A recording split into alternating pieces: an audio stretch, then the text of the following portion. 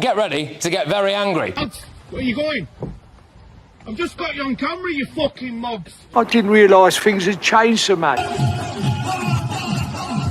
Migrants housed in asylum hotels are sent on £600 taxi rides for NHS treatment because they have to go back to their original point of... Look at what I done to it now. A lot of Asians and a lot of Pakistanis live are always so filthy and disgusting. This is likely the first time this has ever happened to a journalist in the UK. Brits, I don't wake them up. Yeah. Because they come alive. That small island of pale people conquered the fucking world. Yeah. Across the country, street arguments flip to violence. The NHS groans under record weights, and whole neighborhoods feel unfamiliar almost overnight. But that's just the beginning. Want to beat up girls? Can you shut the fuck up? No, bro, I can't shut the fuck up. I can't shut the Shut the fuck up. Don't get in my face, bro. Don't punch me, man. Don't get in my fucking face, bro, because I will slap you, silly. There we are. There we are. What a sausage. Look at this sausage. Big man now, ain't you, bro? Big man now. Big man now, ain't you? Once known for quiet pubs, orderly towns, and the famous stiff upper lip, the UK now feels different. Meanwhile, the NHS feels close to breaking. Families describe 6-hour A&E waits. And I'm now down to my night staff. There's 3 of us. I've also got ambulances coming in. I think we're already in the department of the scene. We will try to see all of you, but I can't tell you when that's going to be and how long you're going to be waiting. Today we're asking a simple question. What is really happening in the UK? Start with the cracks in the melting pot. Parents film confrontations at parks and playgrounds. Children, not for fully grown men. Yeah. Why are you sitting here? Do you stay around here? You're not a visitor for there, nothing, mate. You're sitting at a children's park, buddy. Come on, why are you sitting at a children's park? You hear lines like, "Don't get in my face," and "Please leave, this is for children." These aren't just random clips. They feel like symptoms of a larger pressure building across multiple cities.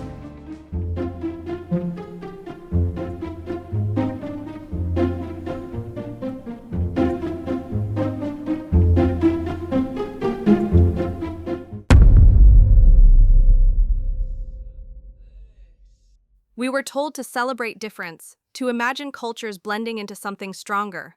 The message was unity, respect, shared values. Take some hot Chileans, cool Jamaicans, Dominicans, Trinidadians and Bajans, with some Ethiopians, Chinese, Vietnamese and Sudanese.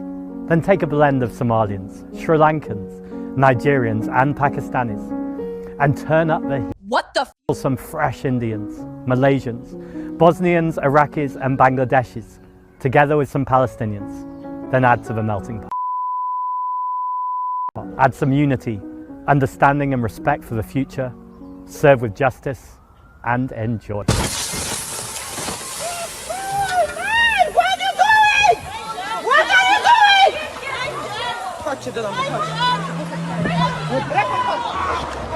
Czekajcie, czekaj, bo to ta banda. Chodźcie, ale proszę was, chodźcie. I didn't realise things had changed so much. Shit. Oh, shit.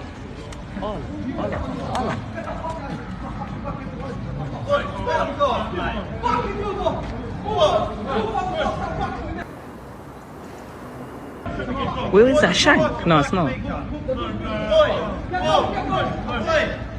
Oh, shit. The promise of a harmonious melting pot collides with daily reality, friction in public spaces, frayed services, and a growing sense that something deeper is changing.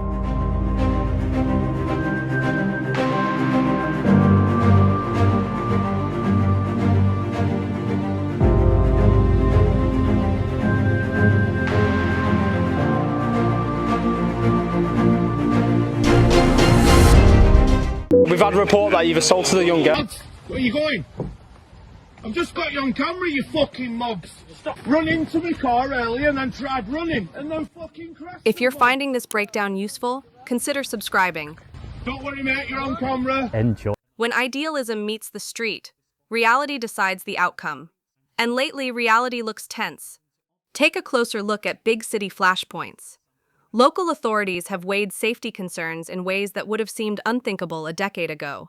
like restricting away fans for fear of clashes that have nothing to do with the teams on the pitch. Aston Villa has been told by the authorities in Birmingham that no fans of the Israeli club Maccabi Tel Aviv may attend the Europa League match against Aston Villa at the start of November. Residents ask why some neighborhoods are littered, why basic standards aren't upheld. Clean up after ourselves and maintain hygiene. I was literally in Birmingham earlier, and yeah, I know they had the issues with the strikes and everything like that, but I'm just shocked by how filthy the streets are and the amount of people that just throw rubbish on the sidelines. Like, why do we not want better for our community? Why local pride slips. When frustration comes from people who live there, it's not about stoking division, it's about asking for accountability and care. The truth is simple: any healthy community needs shared expectations about cleanliness, safety, and respect. Schools are on the front line. Parents want predictable, calm drop-offs, not crowds at the gates, not smoke near playgrounds, not uncertainty about who's around and why. Most people just want clarity. Who decided what? And how do we keep children's spaces unquestionably safe? That shouldn't be controversial. Transparency is part of the answer. When journalists file Freedom of Information requests about public contracts and hotel use, they should get lawful, timely answers, unless there's a genuine security reason. Closing the blinds because the public might be upset doesn't restore trust. It erodes it. I didn't realise things had changed so much. This is likely the first time this has ever happened to a journalist in the UK. The Home Office disclosed a list of pro-migrant charities and law firms that had been holding roundtable meetings with officials. I published that information entirely lawfully, and I named the directors of the organisations, which is on public record. The Guardian then ran a piece, far-right influencer. They meant me. Even though it was disclosed through proper legal channels. And now the Home Office has refused my follow-up request for more details, not because the data doesn't exist, but because of me. They claimed releasing the information could cause, quote, public backlash, and that my social media activity posed a safety risk. That means a government department officially used my public profile as a reason to block transparency, the first case of its kind I've ever seen. So Barbershop, that definitely wasn't there the last time I was here, which was no more than a year ago. But a nail bar, which is relatively new, opposite the barbershop on the corner there. And if we just walk down Station Parade, that's new. Jodhpur Indian restaurant, that used to be some kind of buffet place a year or two ago. Opposite Jodhpur is Topway. Vapes, tobacco, soft drinks, confectionery, that's new. Namaste supermarket, that's new. Phone repair shop. Munchmania over the road there. Munchmania, that's new. City store, which is, again, market, drink, vape and tobacco. Look at what they've done to it now. You may have noticed the new no spitting signs around Rayners Lane and North Harrow, and it seems they're starting to make a difference. Harrow Council says the signs went up earlier this summer as part of their public spaces protection order.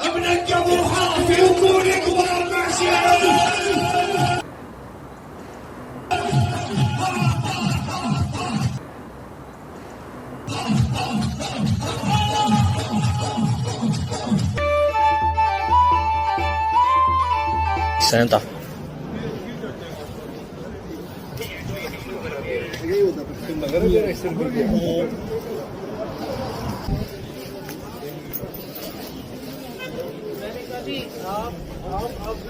Look at this. How do we let this happen in our country? Things have changed so much. Go to Tower Hamlets and try and be a woman with an opinion and anything. You know, there are areas that are purely Islamic now. The rule on the street, the rule of everything, they are pretty much self-governing within a country. And that country allows them. The police are scared of them. Is Islam compatible with the UK? I lived in a mainly Islamic area and we suffered racism. If I walked my dogs, we were called filthy. My kids were, my daughters, not my sons, but my daughters were racially abused, attacked. One of them had a stone brick thrown through her face just for walking down the street.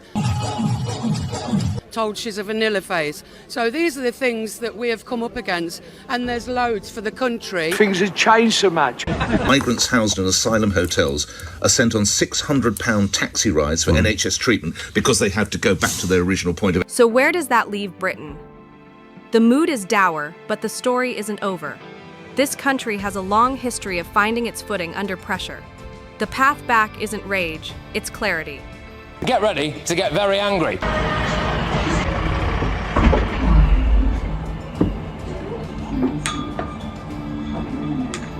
Because asylum seekers are getting free prescriptions, free eye tests, discounted glasses, free dental, free wigs, even free travel, free wigs, even free travel to and from their appointments. Well, it's not free, is it?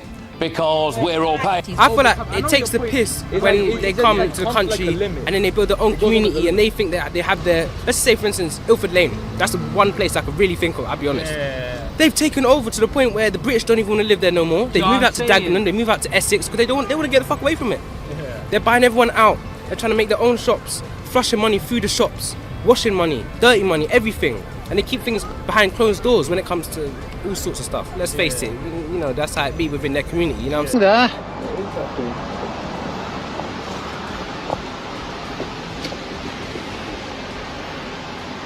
Jesus Christ, what is that? What is that? Yeah.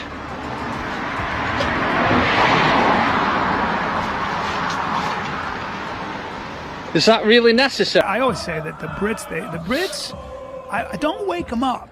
Yeah. Because they come conquered the alive. world. Yeah. That small island of pale people conquered the fucking world. Yeah. Don't be like, because I think that there's the Irish too. Like, be careful now. Same thing. Be careful because they're very comfortable in a couple situations. They come alive, and when it comes to soccer, i.e., football, and fist fights and fucking war. Yeah. Yeah. And fist fights. Correct, sir. Just long history of warriors and in both knife Ireland and the UK.